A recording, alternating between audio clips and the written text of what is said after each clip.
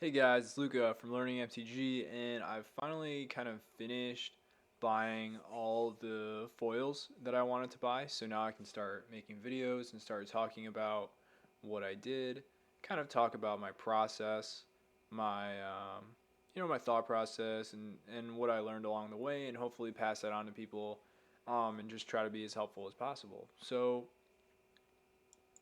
why did I settle on foils? Well, in previous videos, I've talked a little bit about heuristics, right? And basically, one of the things I've found was for old border foils. What was really interesting about these is if you try to get them in near mint, it was really hard to get them in near mint because basically what ends up happening with these foils is they're like really sensitive. Even the oils on your fingers can ruin these cards. The air can ruin the cards. Any kind of moisture.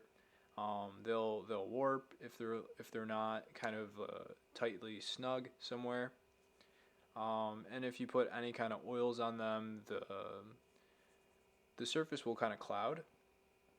So you have these cards that kind of like naturally self-destruct very easily.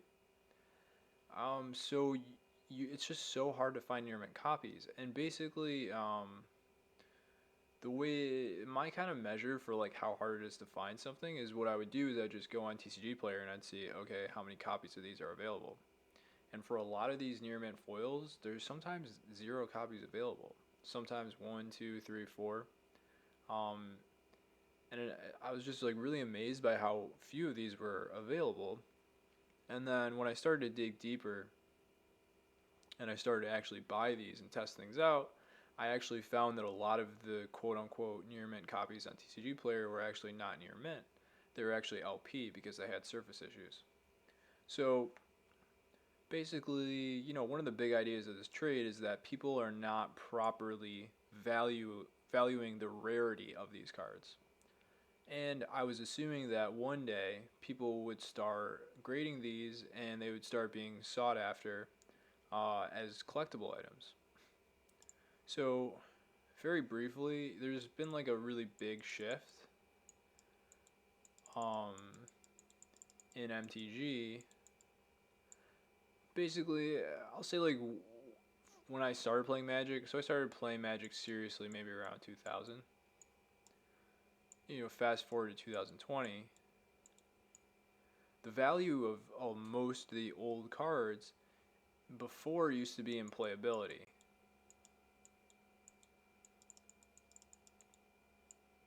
Even like the old cards like Black Lotus and Moxes, I'm pretty sure their value was because you could use them in vintage tournaments.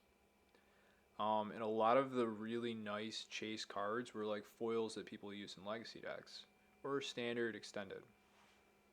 Fast forward to 2020, it's all about collectibles. Collectability.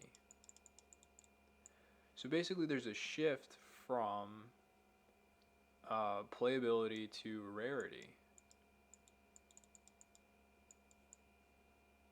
So I think you have a lot of cards that in the past were not very playable, so they weren't very sought after, but they happen to be very rare. So the price is slowly catching up to that rarity. And vice versa. You have cards that were really strong, and so people needed them for decks, but nowadays they're just, it's just like, who cares? Let me try to think of a good example. Um, I don't know. It would be like a lot of the older, I think like legacy cards that are no longer relevant. I don't know, maybe like a Tarmogoyf or something. It's not a super good example. The other thing too is like a lot of cards kind of, as more and more cards get printed, they kind of get knocked out by more powerful cards that come out. But I don't want to go too deep down this rabbit hole. Basically, there's this shift from playability to collectability, meaning I think there are a lot of old, really terrible, unplayable cards that will end up being valuable just because of how rare they are. And those are the kinds of cards I want to go after. So there's basically like two kinds of buys I would do. So I would do either try to find mint. So that was kind of like strategy 1, and strategy 2 was buy BGS graded cards. So I noticed people seem to like BGS better in the Magic community, and I didn't want to like take too much risk on, maybe PSAs. People don't really care about this. I'm going for very, very high end stuff. I'm trying to go for like the type of card that, you know, for example, maybe I'm going for a foil Deranged Hermit from Urza's Legacy, or a foil Defense of the Heart. I want to have like the 9/5 foil Deranged Hermit or Defense of the Heart that, it's like the nicest one in the world, or one of the nicest 10 copies in the world. And it goes for that very specific collector, and they're very particular. So I think BGS with the subgrades, with the nicer case, and also there just seems to be like a following. People are more comfortable with BGS for the foil graded cards. I definitely wanted to stick with BGS. Um, so yeah, so these are basically the two things that I went for.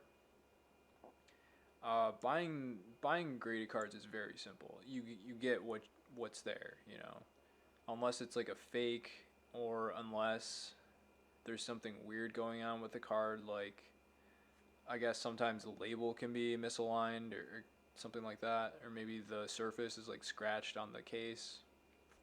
But outside of that, it's very clear what you're getting. When you're buying raw cards, strategy 1, it's very different. And one of the biggest things I learned in this process was how to find cards that are mint. So it was pretty much finding the right sellers. So there were certain sellers that I found had very, very strict grading protocols. So, I mean, there were certain sellers that if I bought foils from them, I knew they were like pack fresh, which is amazing. And that's pretty much what I did. Is I would send out feelers, buy a few cards from each place, and then if I found like a really good store, probably like 1 out of 10 stores were like really good, or maybe 1 out of 5, then I'd only buy from the good stores moving forward. And also, I kind of got a feel for like looking at eBay pictures. If you get really good at this, you can start to see just from looking at the eBay picture what kind of condition the card is in, and also asking questions to the sellers. So that's the basic idea. I'm basically trying to find these foils. It needs to be old border, so I didn't mess around with anything like the Mirrodin block or after. I really like old border for a couple reasons. One, because it looks really nice, and I think it plays well into the whole idea of having a graded card that's in a case. It's just like a nice thing to look at, to have as almost like a piece of art. And second, being old border makes it really, really rare, because it's that much harder to get near mint foil copies. And maybe a third thing is there's kind of like this delineation between old border, new border, and I think old border kind of has like an aura to it that makes it more collectible, that makes it more cool, makes it more special, that people are willing to pay more for it, more demand for these cards. So that's just a quick rundown of what the strategy was, and I'll get into the more details, more of the tricks in later videos. I hope you enjoyed this video, and I hope to see you guys in the next video.